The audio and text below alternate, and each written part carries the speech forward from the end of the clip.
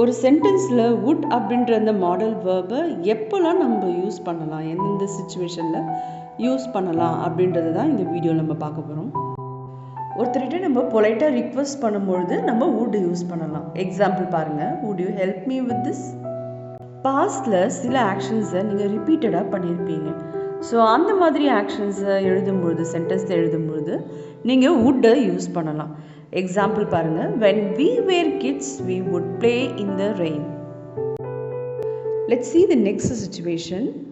past tenseல ஃப்யூச்சரை பற்றி பேசுவோம். ஸோ அந்த மாதிரி சுச்சுவேஷனில் நம்ம would யூஸ் பண்ணலாம். எக்ஸாம்பிள் பாருங்கள், he said he would come later. எல்லா சென்டென்ஸ்லையுமே பார்த்தீங்கன்னா அதில் ஸ்ட்ரக்சர் வந்து எப்படி இருக்குது அப்படின்னா, இந்த வேர்ப் வந்து பேஸ் வேர்ப் தான் இருக்கும். அது கூட தான் நம்ம would சேர்த்து எழுதணும்.